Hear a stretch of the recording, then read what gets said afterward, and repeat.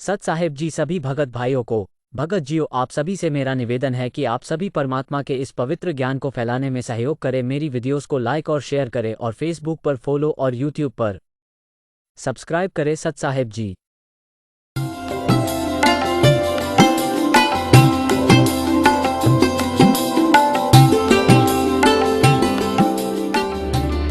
पूर्ण परमात्मा को पाने तथा उसका वास्तविक लाभ प्राप्त करने के लिए पवित्र बाइबल में प्रमाण है कि प्रभु ने मनुष्य को अपना ही स्वरूप बनाया। 6 दिन में सृष्टि रचकर 7वें दिन विश्राम किया। कुरान शरीफ में प्रमाण है कि हजरत मोहम्मद को खुदा स्वयं कह रहे हैं कि मैंने तुम्हें उस परमात्मा की महिमा बताने के लिए भेजा है। वो परमात्मा कबीर है जिसने 6 दिन में सृष्टि रची तथा 7वें दिन तख्त पर जा विराजा। उसकी खबर किसी बाखबर से पूछ कर तो देखो। कृपया अवश्य सुनिए जगत गुरु तत्वदर्शी संत रामपाल जी महाराज के अमृत वचन। पुण्यात्माओं, परमात्मा पूर्ण ब्रह्म सारी सृष्टि की रचना और कबीर साहब अपनी महिमा आप ही बता रहे हैं। अब ये दास बताएगा उस निर्णायक ज्ञान को कि जैसे ताम्रध्वज के पुत्र, मोरध्वज के पुत्र ताम्रध्वज को भगवान ने, श्री कृष्ण ने जीवित कर दिया।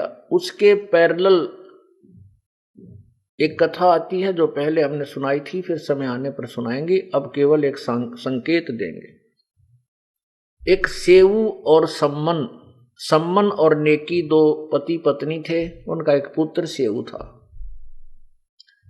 परमात्मा कबीर जी उनके घर गए और ऐसी स्थिति थी, उनका ऐसी व्यवस्था बन गई कि सम्मन ने अपने बेटे की गर्दन काट दी, सेऊ की, और परमात्मा ने उस सेऊ के गर्दन को पुनर्जोड़ दिया और पंगत में बैठा दिया, अपने पास बैठा दिया, और उसके निशान भी नहीं था कि उसकी गर्दन कटी थी या नहीं। अब जैसे प्रधानमंत्री के अंदर वो गुण भी होते हैं, वो शक्ति भी है जो एक मंत्री में होती है, एक प्रांत के मंत्री में, और वो मुख्यमंत्री की भी शक्ति होती है, और स्वयं प्रधानमंत्री की शक्ति तो अथाह होती है। तो ऐसे कबीर परमात्मा पूर्ण ब्रह्म के अंदर वो भी शक्ति है जो इस लेवल के काम भी वो बहुत आसानी से कर सकता है, और अपने लेवल के तो कहना है क्या।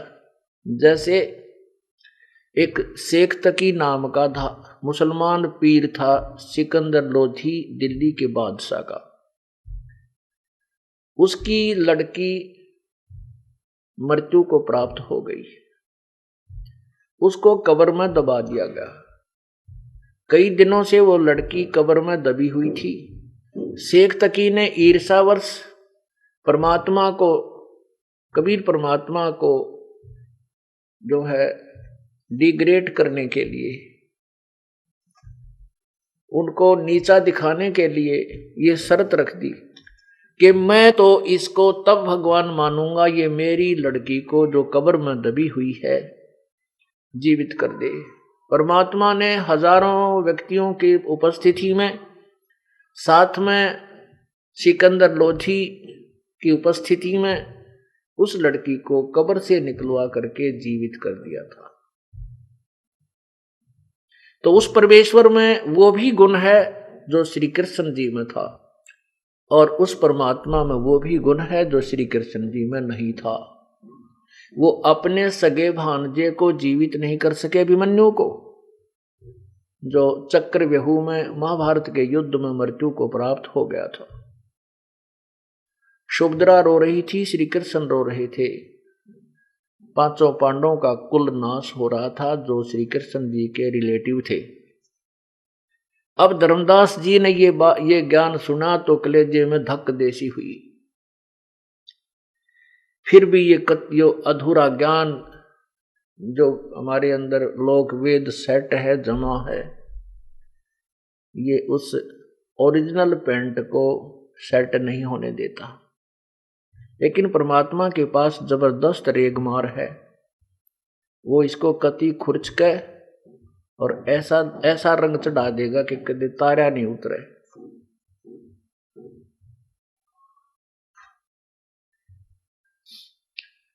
अब धर्मदास जी क्या कहते हैं, धर्म कहे सुन जिंद तुम हम पाए दीदार, गरीबदास नहीं कसर कुछ उधरे मोक्ष द्वार। एक तरफ तो धर्मदास कह रहा है कि इसमें तो कोई शंका नहीं कि मेरे भाग उदय हो गए, आप जैसे महापुरुष तत्व ज्ञानी मुझे मिल गए। लेकिन वो पुराना ज्ञान फिर अंगड़ाई लेता है, क्या कहता है, त्रिदेवन की महिमा अपारम, ये है सर्वलोक करतारम, सुन जिंदा क्यों बात बनावे, झूठी कहानी मोहे सुनावे। ओ तेरा गजब भैया, इतना कुछ सुनकर फिर वो जो पुराना ज्ञान है वो आगे फिर अड़क के खड़ा हो जाता है।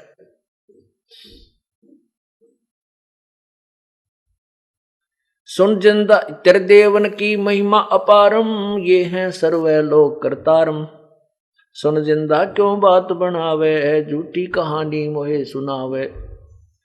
मैं ना मानू बात तुम्हारी, मैं सेवत हूँ कृष्ण विष्णु नाथ मुरारी, शंकर गौरी गणेश मनाऊं, इनकी सेवा सदा चितलाऊं।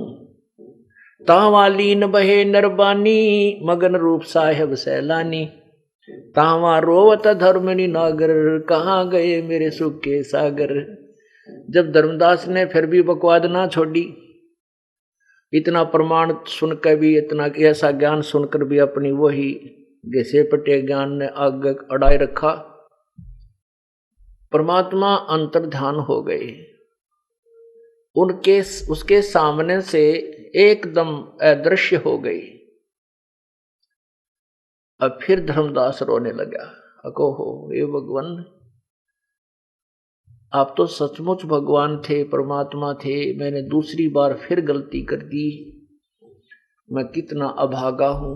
सर्व प्रमाण मेरे सामने हैं और पता नहीं मेरी इस मंदबुद्धि में के खरपतवार उत्पन्न हुआ और फिर भगवान चंगरा दिया। हे परमात्मा अब क्या होगी। परमात्मा के संग जब हम विराजमान होते हैं, सत्संग यानी संत के पास आते हैं, जब हम सत्संग में आते हैं, परम संत के पास आते हैं और वहां पर 1 दिन 2 दिन 4 दिन रुकते हैं तो हमें कुछ भी याद नहीं आता, इतना सुख प्राप्त हो जाता है। और जब हम सत्संग से चलते हैं तो वो सारे के सारी चिंताएं आगे दिखाई देती हैं। जाते ही वही मच्छर से लड़ने शुरू हो जाते हैं, घर में जाते ही, और यहाँ बैठे हैं कोई चिंता नहीं, परमात्मा की अमर वाणी सुन रहे हैं, उसके ज्ञान से गद गद हो रही आत्मा ओत प्रोत हो रही है। एक तो आपको यहाँ जो आनंद है, एक यहाँ से बाहर निकलते बस में धक्कम धक्का है, किसी जीप में बैठ गए, नो नोले नो क्यों बैठा, धुआं छोड़ रहा, कोई कुछ कर रहा है, कोई भूंडा बोल रहा है, कोई कुछ है, कोई खुले पीछा में लड़ाई कर रहा है। फिर आगे जाके घर में देख, कोई कुछ कह रहा है, कोई कुछ कह रहा है, पड़ोसी कुछ लड़ाई करने तैयार हो रहा है, पता नहीं कितने हमारे सिर में दर्द पैदा हो जाते हैं। ऐसे ही परमात्मा जब तक धर्मदास से वार्ता कर रहे थे वो गदगद हो रहा था, लेकिन वो अपनी कमजोरी को फिर भी नहीं रोक सका। तो जब परमात्मा उनके सामने से अंतर्ध्यान हो गए, अपनी जो पूर्व पूजा थी वह सारी बकती व्यर्थ नजर आने लगी और जो भगवान के पास बैठकर आनंद था वो नहीं रहा। परमात्मा कहते हैं, राम बुलावा भेजिया दिया कबीरा रोय, जो सुख है संत के संग में वो बैकुंठ में ना होए। परमात्मा कहते हैं, कबीर जी अपनी महिमा पर बताते हैं कि जो सुख संत के साथ रहने में, उसके पास सत्संग आदि सुनने में, विचार सुनने में है, वो स्वर्ग में भी नहीं है। क्योंकि स्वर्ग में भी ऐसा ही है, वह सबसे ज्यादा बकवादे हैं, वहां उच्च सत्र की नाचने गाने, वही राग दवेश, आप पढ़ कर देखो स्त्री देवता और इंद्रादि स्वर्ग के राजा की, ब्रह्मा विष्णु महेश की। पहले तो हम इन्हीं कथाओं ने बढ़िया माना करते, अब पता चला ये तो जन साधारण जैसी ही लीलाएं थी। जैसे एक समय एक राक्षस नहीं मर रहा था, एक जलंधर नाम का राक्षस नहीं मर रहा था, क्योंकि देवताओं से युद्ध कर रहा था, क्योंकि उसकी पत्नी पतिव्रता थी और उसका तुलसी नाम था। सभी देवताओं ने भगवान विष्णु से कहा कि वो राक्षस नहीं मर रहा है, तो किसी ने बता दिया कि उसकी पत्नी पतिव्रता है और उसका पतिव्रत धर्म खंड हो तो वो मरे। विष्णु जी से कहा गया, विष्णु जी ने उस राक्षस का रूप बनाया और उसकी पत्नी के साथ विलास किया, तब वो राक्षस मर गया। उसके बाद उसकी पत्नी को जब पता चला कि मेरे पति की मृत्यु क्यों हुई, तब उसने पता चला कि ये तो विष्णु जी ने तेरे साथ छल किया है। उसने उसको श्राप दे दिया। अब कहने का भाव है कि ये चरित्र इन सुप्रीम देवताओं के हैं, तो वहां स्वर्ग में हम करांगे कि ये आग वहां लग रही है। अपने पुण्य से वहां कोई देव पद प्राप्त हो जाता है, पुण्य अक्षीण होने के बाद वहां से निकाल दिया जाता है, फिर 84 लाख योनियों में धक्के खाने ही पड़ते हैं। तो परमात्मा कहते हैं, कबीर राम बुलावा भेजिया, दिया कबीरा रोए, जो सुख है संत के संग में, वो बैकुंठ में ना होए। तो ऐसे परमात्मा के साथ वार्ता करने में जो उसकी धर्मदास जी की आत्मा को आनंद आ रहा था, जो परमात्मा नहीं रहे, तो जैसे जून के महीने में और बंद कमरे में एसी चल रहा हो और लाइट चली जा, 1 घंटे के बाद पसीना पसीना, ओहो, ऐसी स्थिति प्रभु की जाने से, अंतर ध्यान होने से उस प्यारी आत्मा धर्मदास जी की हो गई। अब वो सोचता है कि यह तो बहुत गलती बनी, देख मैं कैसा दुष्ट हूं, सब प्रमाण मेरे समक्ष थे और जो पूजा मैं कर रहा था ये सारी बेकार है, व्यर्थ है, और अब ये भगवान मिले नहीं, क्योंकि मैंने दूसरी बार इनके साथ बदतमीजी कर दी। अब सभी विचार करके उस सभी पूजाओं को, तीर्थों के भ्रमण को, वृंदावन बरसाने में जाने को त्याग कर अपने सब गांव सब नगर बांधवगढ़ की तरफ चल पड़ा। वापस घर को चाल पड़ा तज, वृंदावन बरसाने को, वापस घर को चाल पड़ा तज, वृंदावन पाखंड पूजा सब ही छोड़ी, मन चाया ना तीर्थ नाने को, पाखंड पूजा सब ही छोड़ी, मन चाया ना तीर्थ नाने को, वापस घर को चाल पड़ा तज, वृंदावन बरसाने को, वापस घर को चाल पड़ा तज, वृंदावन बरसाने को, ये बंदी छोड़ तेरे पाने को, अब खोजूं अपनी जान, भक्त मैं अर्ज करूं, ज्ञान सुना दे विधि बता दे, हो मेरा कल्याण भक्त मैं अर्ज करूं। इतनी कह साहिब कबीर अंतर ध्यान होया जी, इतनी कह साहिब कबीर अंतर ध्यान होया जी, अपनी गलती जान धर्मदास फूट फूट कह रोया जी, अपनी गलती जान धर्मदास फूट फूट कह रोया जी, भूल में जीवन खोया जी, अब हो गया सच्चा ज्ञान भक्त मैं अर्ज करूं। अमरवाणी आपको सुनाते हैं।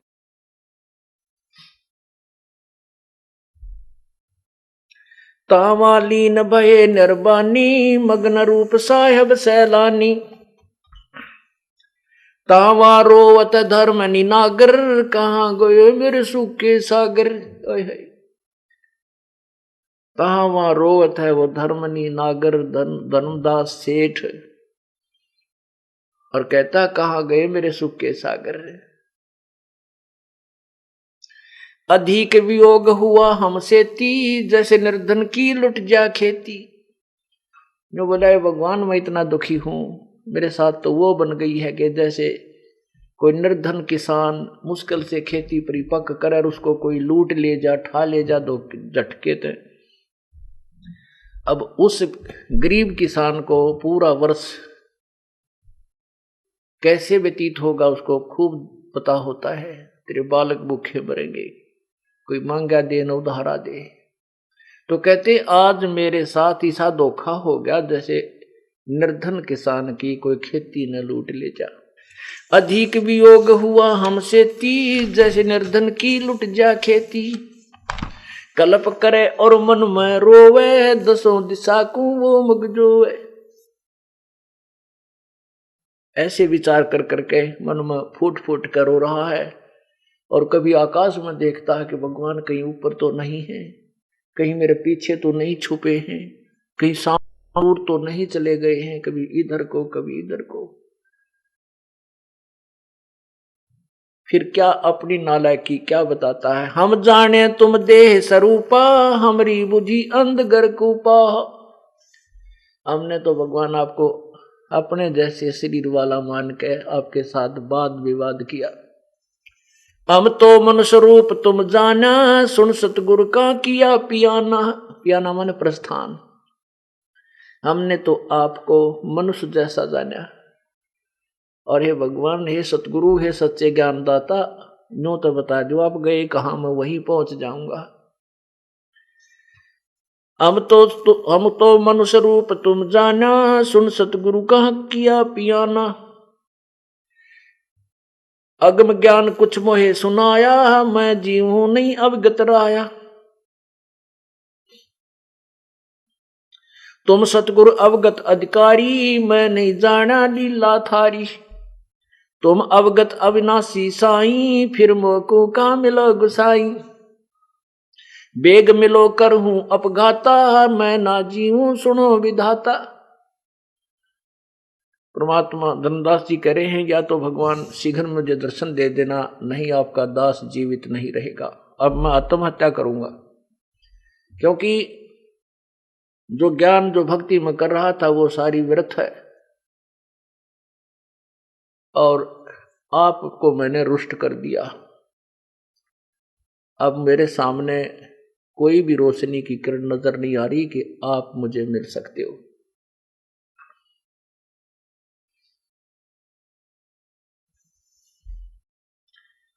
अब धर्मदास जी अपने निर्धारित तीर्थ भ्रमण के कार्यक्रम के अनुसार 2-3 महीने 3-4 महीने के लिए भ्रमण पर निकला था, और वो 15 हफ्ते 10 दिन के दिन वापस ही आ गया। आमनी देवी जो भक्त धर्मदास जी की धर्म पत्नी थी, वो भी बहुत पुण्य आत्मा थी, लेकिन 100 बहनों में कोई 10% ऐसी होती हैं जो कुर्बान अधिक होती हैं मनुष्य से दान धर्म में। तो आमनी देवी अच्छी आत्मा थी, भगवान को चाहने वाली थी, लेकिन फिर भी अपने स्वभाववश धर्मदास जी को दान धर्म करते समय कभी टोका टाकी कर देती थी। धर्मदास जी इतने कुर्बान थे, कितने साधु संत आ जाते, सबको भोजन कराते, फिर उनको 100 रुपये दान दे देते। उसमें 100 रुपये तो आज के 50,000 के करीब हैं।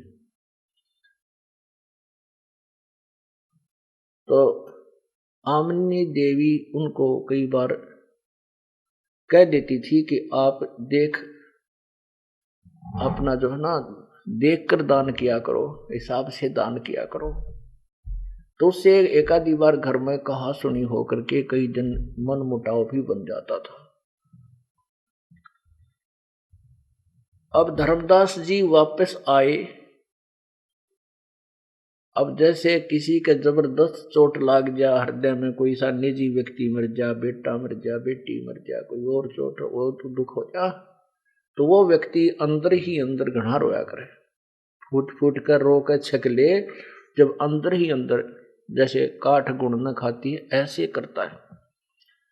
तो धर्मदास जी 4-5 दिन में घर पहुंचा, रो रो कर तो छिक लिया। अंदर ही अंदर एक ऐसी पीड़ा उसके बनी हुई थी, बोल नहीं सका। जाके अपने महल के घर के अंदर और जमीन पर पड़कर ऐसे मुंह के बल लौट के बहुत बुरी तरह रोने लगा, फूट फूट कर रोए। आमनी देवी उसी के पास जमीन पर बैठकर पूछने लगी, क्या हो गया स्वामी आपको, क्या बात होगी, क्यों रो रहे हो, क्या दुर्घटना हो गई। वो नहीं बोल पा रहा, रो ही रहा बुरी तरह। पुण्यात्माओं, जिस वस्तु के लिए हम घूम रहे हैं और उसकी हमें चाह है और वो हाथ से छूट गया और उसी के लिए हम डरे ढोरे थे और उसी के साथ वाद विवाद करके ठोकर मार दी और समुद्र में लाल फेंक दिया, उसने क्यों कर ढूंढाई, क्यों कर कैसे पावे। संसार रूपी सागर में भगवान फिर छुप गए और जिसके लिए सब कुछ कर रहे थे वो सामने बैठा और फिर अज्ञानता के कारण उसको ना पहचान कर ठोकर मार दी। अब वो मिलेगा कैसे। इस सभी विचारों को करके अपने जीवन को व्यर्थ जानकर वो बहुत बुरी तरह रो रहा है। आमनी देवी ने कहा कि हे भक्तजन, हे भक्त जी, क्या बात होगी, क्यों रो रहे हो, मुझे बता तो दो ताकि मैं भी आपके दुख में दुखी हो सकूं। आमनी के भी आंखों में आंसू आ गए। आमनी जी ने सोचा कि मैं इसका किसी ने पैसा धन निकाल लिया, किसी लुटेरे चोर ने, क्योंकि भगत जी ने तो 5-6 महीने में वापस आना था, ये आ गया हफ्ते 10 दिन में। धन के अभाव से, क्योंकि इसका धन चोरी हो गया है, उसके अभाव से ये वापस अपने कार्यक्रम को सत्कित करके आ गया है। वो स्वयं सोच रही है अपनी सोच से कि ये इसलिए रो रहा है कि मैं कंजूस हूं और इसको अब ये धन मांग, ये सोच रहा है कि मैं अब धन मांगूंगा या फिर कड़ा करेगी। और ये धार्मिक आदमी गणा है, बहुत ज्यादा धार्मिक व्यक्ति है, इसने यही दुख हो रहा है लगता। तो कहती है कि हे भगत जी, मेरे से पहले जो गलती हुई वो माफ करना। आपके घर में कोई धन की कमी नहीं, आप कितना ही धन ले जाओ, कोई बात नहीं, किसी निकम्मे ने तेरा धन चोरी कर भी लिया है, और चोर तो चोरी ही करा करते हैं, आपके भगवान ने बहुत दे रखा है, आप फिर ले जाओ। वो सोच रही है कि मुझे दोष लगेगा, भक्त इस बुरी तरह रो रहा है और मेरे इस कंजूस स्वभाव से आज मैं जो है पाप की भागनी बनूंगी। अब धर्मदास नहीं बोल पा रहा है, फिर बुरी तरह रो रहा है। आमनी देवी कहती है कि भगत जी, मैं अपने इकलौते पुत्र नारायण दास की कसम खाकर कहती हूं, मैं तुझे कभी नहीं मना करूंगी, आप इस तरह मत रो। अब धर्मदास फिर भी रो ही रहा है, क्योंकि जो अंतःकरण में जो उसको दुख ठेस पहुंच रही है उसको आवाज नहीं निकलने दे रही। आमनी ने फिर दूसरी बार फिर कहा कि भगत जी, मैं आप सत्कर मानो, आप कितना ही पैसा ले जाना, मैं बिल्कुल मना नहीं करूंगी, और कोई बात नहीं, किसी दुष्ट ने तेरा पैसा चुरा भी लिया तो। वो दूसरी बार फिर नारायण दास की कसम खाने के लिए मुंह खोला तो धर्मदास ने उसका मुंह दबा लिया, कहा कि नहीं, आप गलत समझ रही हो। रोते रोते कह रहा है कि मेरा वो धन चला गया, इस धन को मैं नहीं रोता। यदि मेरा ये धन, संसारिक धन नष्ट हो जाता, चुरा कोई लेता, तो तेरे से हाथ पैर जोड़ कर मैं फिर मांग लेता, लेकिन आज जो धन मेरा गया है वो मुझे नहीं मिलेगा और मैं जी नहीं सकता। तब आमनी देवी ने पूछा, ऐसा कौन सा धन आपका चोरी हो गया। तब धर्मदास जी ने सबकते हुए और रुंधे हुए कंठ से उस परम पिता की वो सभी वार्ता सुनाई जो उनके साथ हुई थी। आमनी देवी भी बहुत ही प्रभु को चाहने वाली थी, पुण्य आत्मा थी। वो बहुत अच्छे दिमाग से काम लिया उसने और कहा कि हे भक्तजन, आप तो बाणिये थे, आप तो वैश्य थे, और बाणिया होकर आपने ऐसा सौदा चूक गए। जिन ब्रह्मा विष्णु शिव जी की इनकी पूजा हम करते थे, ये भी तो किसी से ज्ञान सुना था, और जो आज इनकी सतीथि अपने सदग्रंथों में उस संत ने भगवान ने बता दी। आप भी कह रहे हो कि गीता जी में जो उन्होंने बताया वही लिखा है, मुझे ज्ञान नहीं था, ना रूपदास जी को मेरे गुरुदेव को ज्ञान है, किसी संत को भी गीता के बारे में ज्ञान नहीं है जो संत ने बताया था। तो फिर आपने चरण क्यों ना पकड़े, छोड़ क्यों दिए, आप लिपट क्यों ना गए उस महापुरुष के चरणों के, उस भगवान के चरणों से। तो कहता है कि अपने जीवन में पहली बार मैंने जो धोखा खाया है आमनी, उसी को रो रहा हूं, अपने दुर्भाग्य को, अपनी मंद बुद्धि को। ऐसी पूरी कहानी सुनाई जो सृष्टि रचना कबीर परमेश्वर ने धर्मदास को सुनाई थी, वो फिर सुनाई। आमनी देवी भी उस तत्व ज्ञान से परिचित हो गई। लेकिन धर्मदास जी प्रतिदिन एक आध ग्रास कोई रोटी खा लेते हैं, एक आध रोटी रोते हुए, और वही जो वार्ता परमात्मा से हुई थी वह सभी अपने आप रिवाइज करता है, बोलता है। अकेला बैठकर भी वही वाणी बोलता रहता है।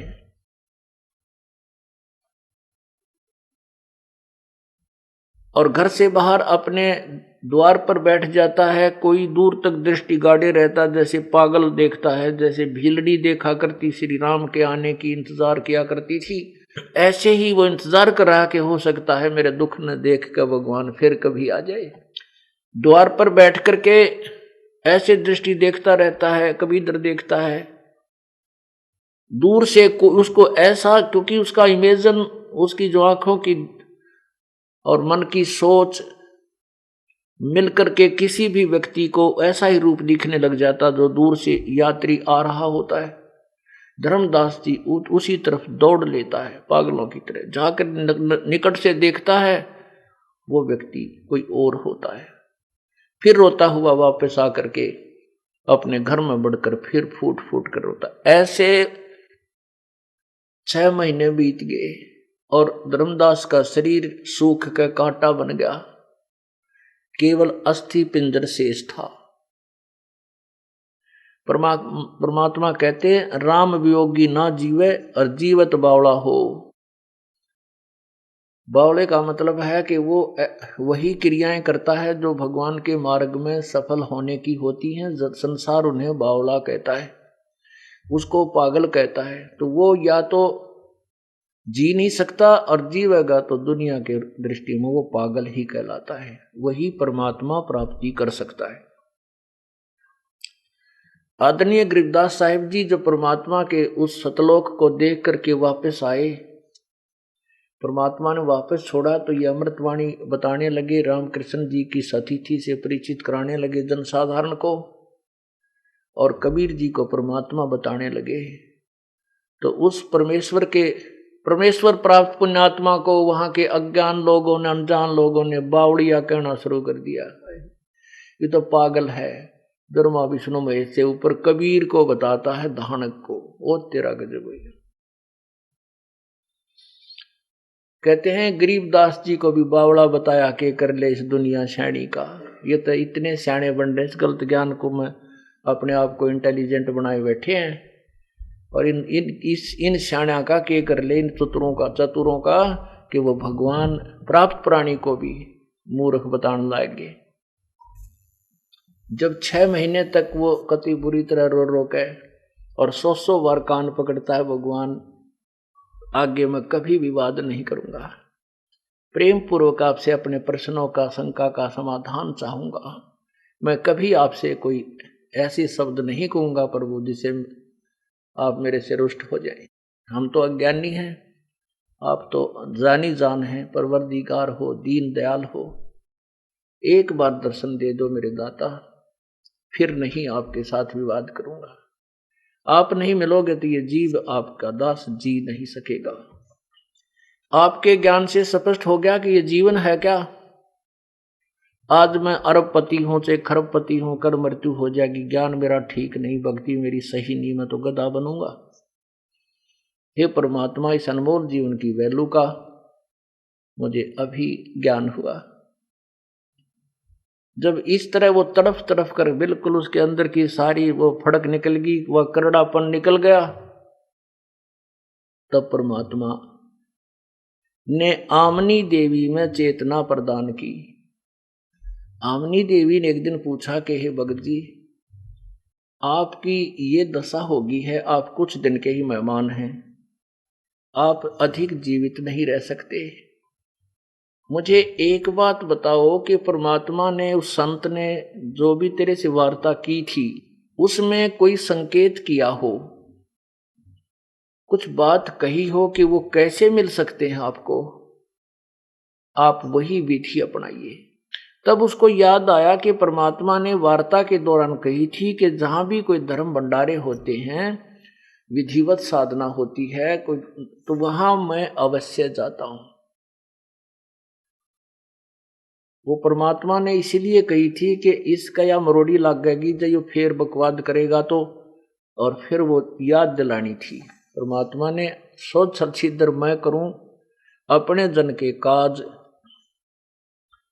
तो धर्मदास जी को भी वह बात याद आ गई कि एक दिन उन्होंने ये कहा था कि जहां कोई धार्मिक भंडारे यानी धर्म यज्ञ होती है तो मैं अवश्य वहां पर पहुंचता रहता हूं, क्योंकि उन धर्म यज्ञों में धार्मिक लोग ही जाते हैं, वहां मैं जाकर के अपना ज्ञान प्रचार करता हूं, भगवान कहते हैं, और धार्मिक लोग ही मेरे ज्ञान को समझ सकते हैं। अब किसी पहाड़ी दौरा बैठ कर समझाने लगूं तो वो सुने नहीं सुने फिर लड़ पड़े, क्योंकि वो जिस इष्ट मानता है वो आगे मान नहीं सकता। तो जो परमात्मा को चाहने वाली आत्माएं हैं उन्हीं से मैं डिस्कस करता रहता हूं, उनमें से एकादी स्वीकार भी कर लेती है। परमात्मा कहते हैं मेले ठेले जाइए, मेले बढ़ा मिलाप, और पत्थर पानी पूजते कोई साधु संत मिल जात। कि जो परमात्मा पाने का प्रयत्न तुम कर रहे हो, कहीं संत समागम होते हैं वहां जाते रहिए, हो सकता है उन पत्थर पानी पूजता कोई संत वहां, क्योंकि भगवान उन्हीं स्थानों पर कोई रूप धारण करके जाता है, या वहां पर कोई अपने ऐसे हंस को भेज देता है, किसी कामवश आसपास रास्ते में मिल जाता है, या वहीं उसका घर आसपास होता है, वो उनको सद्मार्ग बता देता है और कहता है कि वहां जाइए आपने कल्याण करवाना है। तो इस प्रकार वही आत्माएं परमात्मा के लिए जो है ना तड़पती हैं, और वही सत्य ज्ञान को भी स्वीकार कर सकती हैं जो प्रभु की चाह में घूम रही है। चाहे कोई भी क्रिया कर रहे हैं, वो तो शास्त्र विरुद्ध भी कर रहे हैं। तब आमनी देवी ने कहा कि आप भंडारा ही कर लो।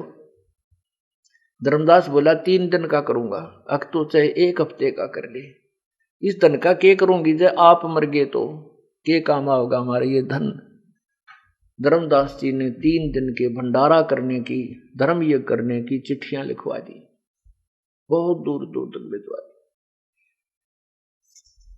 हजारों की संख्या में साधु संत भक्त भोजन पाने के लिए आए। अब पहला दिन पूरा बीत गया, परमात्मा नहीं आए। धर्मदास जी प्रत्येक संत महात्मा की तरफ, भगत की तरफ न्यू देख रहा, पहचान रहा है। दूसरे दिन भी नहीं आए। तीसरे दिन दोपहर तक 12 बजे तक नहीं आए। अब धर्मदास जी ने निर्णय कर लिया, मन में अपने संकल्प कर लिया कि हे परमात्मा, यदि आज आप नहीं आए तेरा दास संसार में नहीं रहेगा। मैं आत्महत्या करूंगा। अब इस तरह का जीवन मुझसे जिया नहीं जा सकता। पहले वाली साधना एक आने की नहीं, एक नए पैसे की नहीं, और आपके पाने की विधि मुझे प्राप्त नहीं। फिर मैं जी करके करूंगा, मैं जीवित रह करके क्या करूंगा? कति पक्की सोच ली कि एक बार ये संत साधु भगत यहां से चले जाएं और फांसी खाकर मरूंगा, फांसी पर लटकूंगा।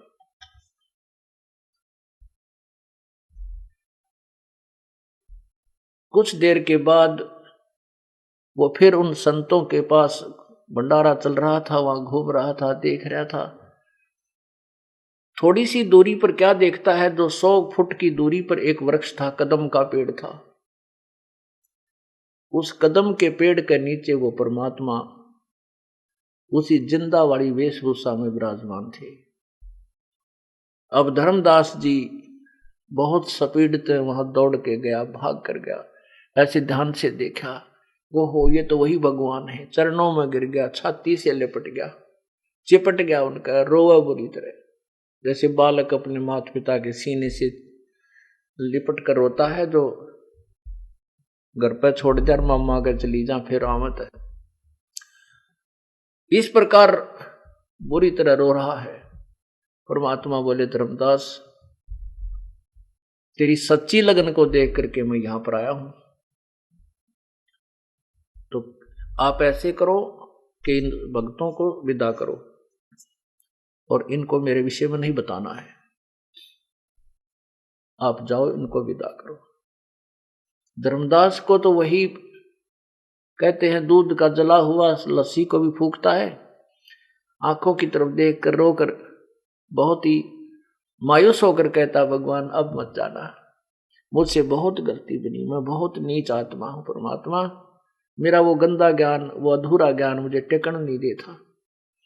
अब परमात्मा कोई भी बात नहीं करूंगा, आप मुझे ज्ञान बताना, आपका दास सारे ज्ञान को सुनेगा, आप जाना मत। परमात्मा बोले, नहीं जाऊंगा।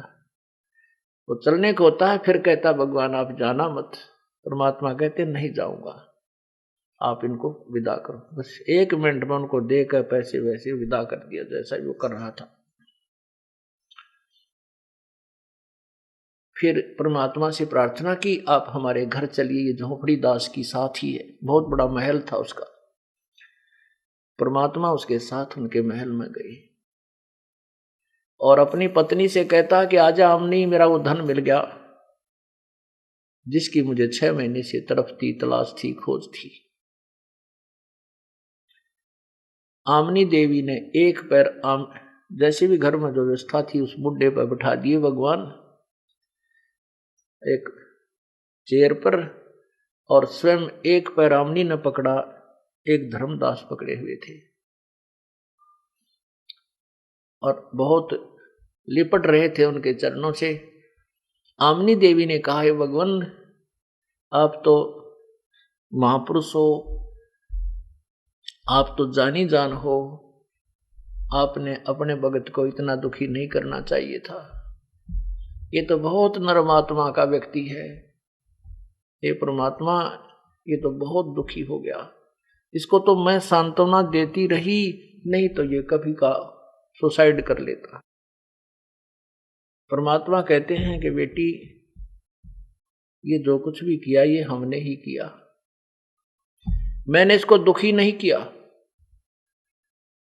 इसके अंदर जो गंदा ज्ञान भरा था, इसको प्यास वो नहीं लगने देता, वो भूख नहीं लगने देता जो इसके अंदर अधूरा ज्ञान था। अब इसको उपवास करा दिया 6 महीने का, ये मेरी बात को नहीं मान रहा था। अब ये लोहा गर्म किया है मैंने, जैसे ठंडे लोहे पर कितने हथौड़े मार ले, कितने घण मार ले, वो टेढ़ा मेढ़ा हो जाता है, वो वस्तु नहीं बनती जो कारीगर बनाना चाहता है। बेटी यो ठंडा लोहा हो रहा था, यो अपने ज्ञान को फाइनल मानकर सेट हो रहा था। इसको अब ताव दिया है मैंने, अब यो इतना नरम हो गया, इतना गर्म हो लिया कि जो भी हथौड़ी मारूंगा ये जो बनाना चाहूंगा यो बन जाएगा। इसकी कीमत बनाने के लिए मुझे 6 महीने इसको ये ताव दिया है। तब दोनों ने उस तत्व ज्ञान को पूर्ण रूप से सुना। 1 हफ्ते तक भगवान अपने घर पर रखे, खूब प्यार दिया, सारी कथा रह रह कर सुनी। एक दिन धर्मदास जी के मन में बहुत तड़प हुई परमात्मा, वैसे तो आप जो कह रहे हो परमात्मा सारी सत्य है, परंतु ये मन पापी जो है उस पुराने रंग में रंगा हुआ है और आज तक इस ज्ञान को किसी ने नहीं सुनाया। ये परमात्मा हमने तो ना तो रामकृष्ण का स्वर्ग देख रखा, विष्णु का लोक भी नहीं देख रखा, हमने सुने सुनाए ज्ञान से ही वहां जाने का टारगेट बना रखा है। आप जो कह रहे हो मैं इसको सत्य मानता हूं और आपके द्वारा ज्ञान से मैं संतुष्ट हूं और भक्ति विधि से भी संतुष्ट हूं, परंतु मेरा मन पापी कहीं मुझे डगमग ना कर दे, क्योंकि इसके आपके अतिरिक्त इसका कोई दूसरा गवाह नहीं है। आप मुझे आपका वो स्थान दिखा दो।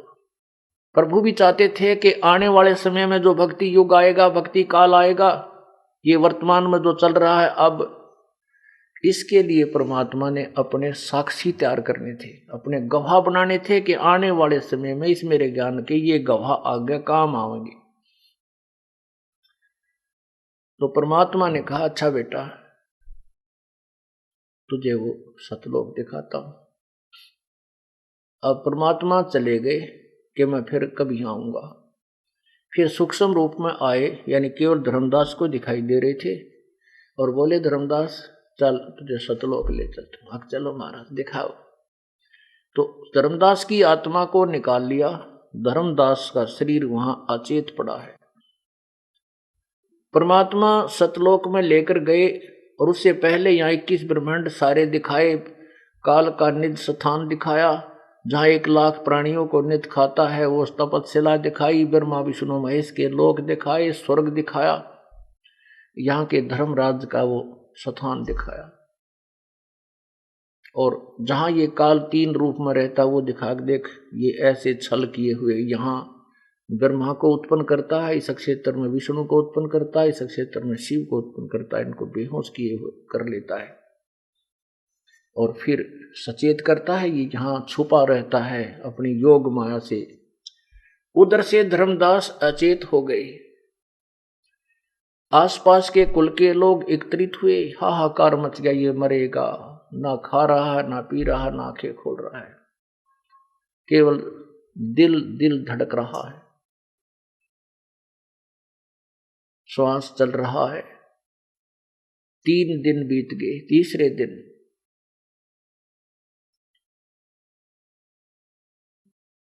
परमात्मा ने उस आत्मा को वापस छोड़ दिया। धर्मदास सचेत हुआ। आसपास क्या देखता है, रिश्तेदार आए बैठे हैं, पत्नी रो रही है, कुल के लोग वहां बैठकर चर्चा कर रहे हैं ये क्या हुआ, क्या हो गया, ये तो मरेगा, कोई औषधि जा नहीं रही, क्योंकि खिलाएं कहाँ, वो तो बिल्कुल बेहोश है। मालिश मुलिश करके उसके सारा ट्रीटमेंट करके थक लिए। अब यदि धर्मदास जी को परमात्मा ये सब लीला स्वप्न में दिखा देते तो वो स्वप्न समझता इसको, और जब उसने देखा कि सचमुच मैं तो 3 दिन यहां नहीं था और ये सब रिश्तेदार और कुल के लोग आसपास गांव नगर के ये सब चिंतित हैं और बता रहे हैं तो बेहोश पड़ा था, फिर उसको पक्का यकीन हो गया कि सचमुच मैं सतलोक जाकर आया हूं। और परमात्मा ने बताया था कि मैं काशी में, बनारस में एक जुलाहे की भूमिका कर रहा हूं। रामानंद जी मेरे गुरुदेव हैं, क्योंकि रामानंद जी उस समय वहां सुप्रसिद्ध संत थे, सभी जान जाते थे कि उनका नाम लेते ही सभी जान जाते थे। तो धर्मदास जी ने निश्चय कर लिया कि उस परमात्मा को मिल कर आऊंगा। फिर वो वहां से पैदल चल पड़ा। बनारस में आकर के उस परमात्मा को देखा, सचमुच ये तो वही भगवान है जो सचखंड में सतलोक में देखा था। चरणों में गिर गए, बुरी तरह रो रहा है और उनको बता रहा है वहां के कॉलोनी वालों को, दुल्हाओं को कि ये भगवान है, ये अल्लाह है, ये खुदा, ये गॉड है। ये कबीर धान केवल दुल्हा नहीं, ये मालिक है। लेकिन कौन सुने? सबको कबीर परमात्मा कहते हैं, कबीर ये माया अटपटी, कबीर ये माया अटपटी, सब गट आन अड़ी, किस किस को समझाऊं या कुएं भांग पड़ी। कैसी त्रिगुणमयी माया ऐसी दुस्तर है, ऐसी खतरनाक है। इस काल ने इस अपने ब्रह्मांड रूपी कुएं में या भांग गिर रखी है, और इस पानी के, इस कुएं के जल को सबने पी रखा। सब एक जैसी भाषा, एक जैसा ही बोल व्यवहार कर रही है। तो परमात्मा बोला, भाई इन तो छोड़, तू समझ मेरी कहानी को। ये नहीं मानेंगे, इनको तो फिर मनावाएंगे आने दे समय। तब धर्मदास जी ने शेष ज्ञान परमात्मा से प्राप्त किया, और उस पूर्ण ज्ञान को, सर्व ज्ञान को अपने कर कमलों से लिपिबद्ध किया। बांधोगढ़ में यज्ञ आरंभा, 63 दर्शन अधिक अचंबा, यज्ञ माही जगदीश न आए, धर्मदास ढूंढत कल पाए। अंत भेक टुकड़े के आहारी, बैठे नहीं जंद व्यापारी। तावा धर्मदास जब कल्प जब कीनी, पलक बीच बैठे परवीनी। तावा धर्मदास कल्प जब कीनम, पलक बीच बैठे परवीनम। ओहे बंदे वही जंदे का बदन शरीरम, बैठे कदम वृक्ष के तीरम। चरण लिए चिंता मणि पाई, अधिक हेत से कंठ लगाई। अजब कुलाहल बोलत बानी, तुम धर्मदास करूं परवानी। तुम आए बांधोगढ़ अस्थाना, तुम कारण हम कीन पियाना। अलल पंख जो मार्ग मोरा, तामद सुरत नृत का डोरा। ऐसा अगम ज्ञान गौरा हूं, धर्मदास पद पद ही समाऊं। गुप्त कल्प तुम राखो मोरी, देऊं मकर तार की डोरी।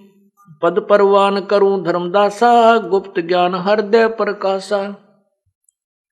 हम काशी में रहे हमेशम, मोमन के घर ताना परवेशम।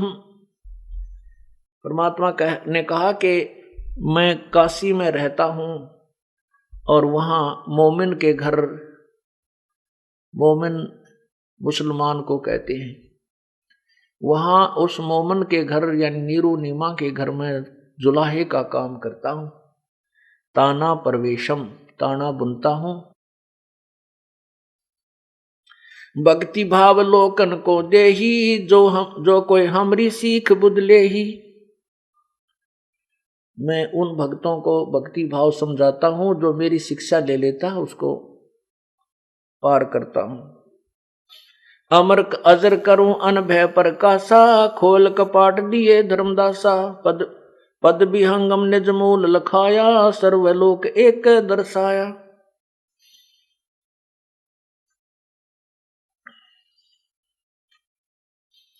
सकल सृष्टि में देखा जिंदा, जामन मरण कटे जम फंदा। अब क्या होता है, सब ज्ञान से परिचित होकर के, सृष्टि रचना से भी परिचित होकर के धर्मदास जी ने एक दिन प्रश्न किया, हे परमात्मा, हम तो इतने नीच हैं, हम इतने तुच्छ हैं, इतनी भयंकर गलती करके आए हैं परमेश्वर।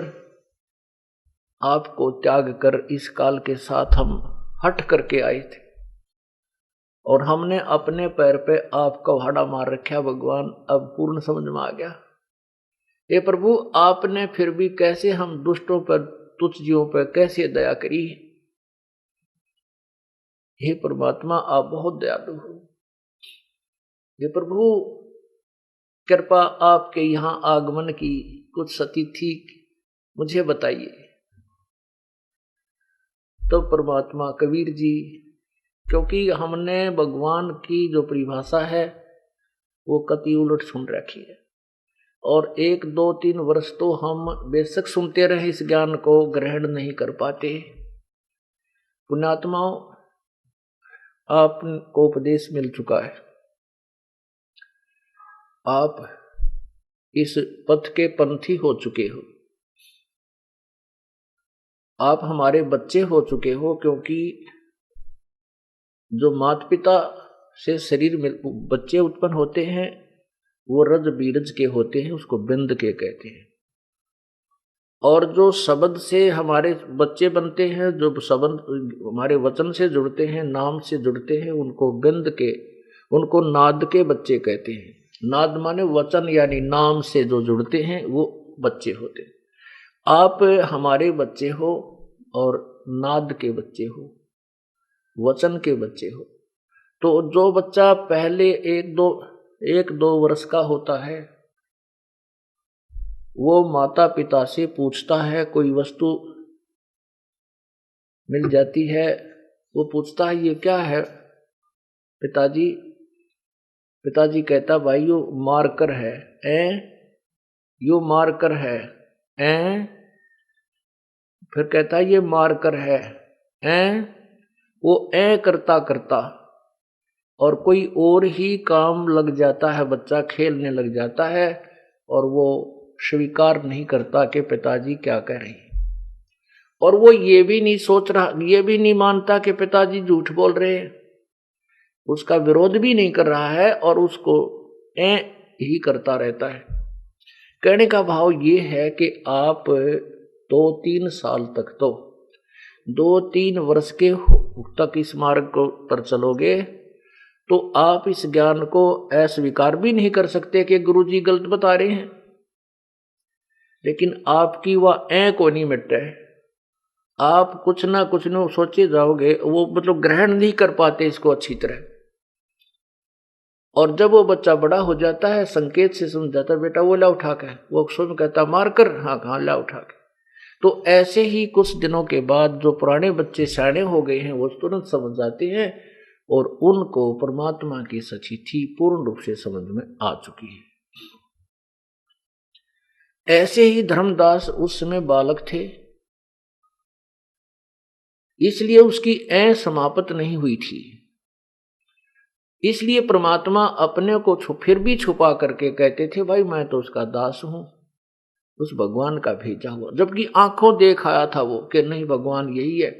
परमात्मा को मालूम था कि मैंने ज्यादा बार ये कह दिया कि मैं ऐसा हूं, मैं ऐसा करता हूं, मैं भगवान हूं, तो ये नहीं मान पाएगा। इसलिए अपने को छुपा कर कहता है कि धर्मदास, एक बार परमात्मा ने अब बड़ा फिर तो समझने लग जाता है धर्मदास बाद में कि ये तो लीला खुद ही कर रहे हैं। तो कहता है कि धर्मदास, जब ये सभी प्राणी काल के जाल में फंस गए और यहां ले आया, ये यहां पर आ गए, फिर ये बुरी तरह इनकी दुर्गति करने लगा, तपस्या पर भूनने लगा, कोई गधा बनाया, कोई कुत्ता बनाया, कोई सुअर सूरी बना दी। अब ये जब दुखी होता है प्राणी, जो भगवान को रोता है, कुत्ते भी आपने देखे होंगे रात को मुंह करके ऊपर, अब आत्मा तो रोती है, बोल नहीं सकती। ऐसे ही हम मनुष्य भी रोते हैं, भगवान को ढूंढते हैं कहाँ मिले जो हमें सर्व सुख दे, और भगवानों की पूजा भी करते रहते हैं दुख नो के नो। तो परमात्मा कहता है कि धर्मदास, जब इन जीवों की दुर्गति हुई, ये हाहाकार मचाने लगे, तब उस परम पिता को दया आई, क्योंकि ये सभी उसी के बच्चे हैं, इस काल के नहीं हैं। इसके ये काल के होते तो ऐसे दुख देता, किसी का बेटा मरा, किसी की बेटी मरा, किसी की टांग कटा, किसी को कैंसर बन रही है, कोई गधा बना दिया, कोई कुत्ता बना दिया। क्या अपने बच्चों को कोई इतना दुखी कर सकता है? नहीं। तो क्या ये भगवान है हमारा, या हमारा मालिक है? नहीं। तो उस पिता ने दया आई इन पर, उस परम पिता ने मुझे भेजा और मैं वहां पर आया जहां पर तपस्या के ऊपर इन प्राणियों को भूना जा रहा था। मेरे वहां उपस्थित होने से उस तपस्या की जो आंच थी, हीट थी, वो निष्क्रिय होगी, लेकिन वो जल ज्यों की तो रही थी। जब उन जीवों की वो आंच, वो गर्मी से जो प्रताड़ना थी वो समाप्त हुई, तो वो ऐसे बैठे जैसे किसी के सिर में दर्द हो जा, किसी से बोलने को दिल नहीं करता, और तो वो सिर का दर्द ठीक हो जाता है, खूब अच्छी तरह बातें करने को दिल करता है।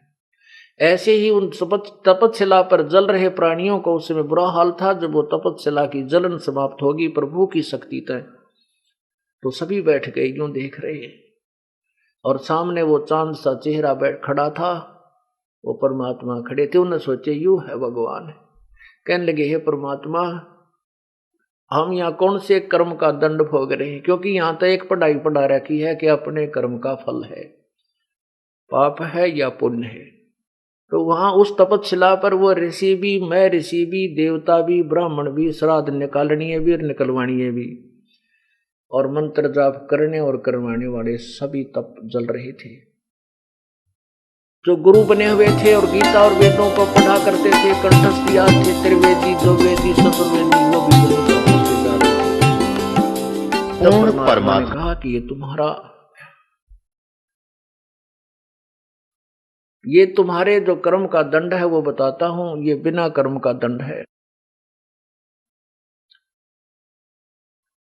तुमने सतलोक में एक गलती की थी, पूरी सृष्टि रचना सुनाई। अब वहां तो सारी समझ में आवत थी उनके, क्योंकि फांसी लग रही थी। अब यहां तो हम अपने अपने रंग में रंगे हुए हैं, समय पर टूक मिल रहे हैं, एक आधी कार को मोटरसाइकिल होगी, ईब हमने कोई परवाह को ना, और एक सेकंड का भरोसा नहीं, अड़क के बिजली गिर जा।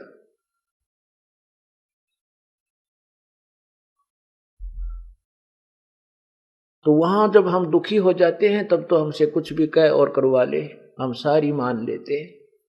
यदि हम इसको बिल्कुल निर्णायक, एक न्यूट्रल माइंड से सोच कर और इस ज्ञान को स्वीकार कर लें, सारे झंझट मिट जाए।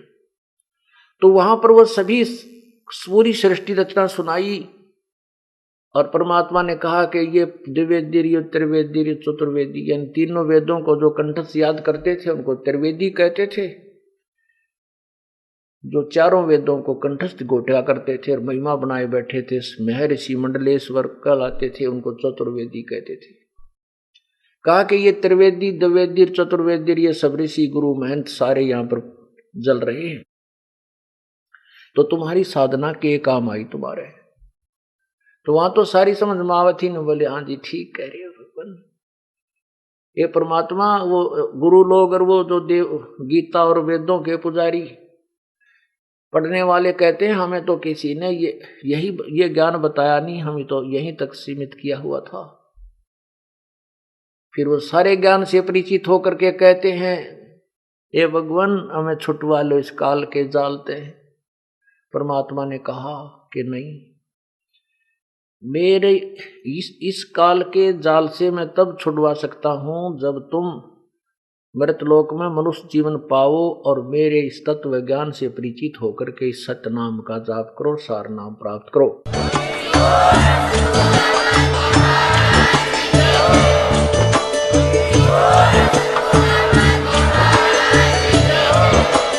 आप सुन रहे थे जगत गुरु तत्वदर्शी संत रामपाल जी महाराज जी के मंगल प्रवचन। अधिक जानकारी के लिए विजिट कीजिए हमारी वेबसाइट www.jagatgururampalji.org। संत रामपाल जी महाराज जी के शुभ आशीर्वाद से पूरे विश्व भर में 500 से भी ज्यादा नाम दीक्षा केंद्र हैं, जिन पर संत रामपाल जी महाराज जी द्वारा ऑनलाइन निशुल्क नाम दीक्षा दी जा रही है। अपने नजदीकी नाम दीक्षा केंद्र का पता करने के लिए संपर्क करें 8222880541।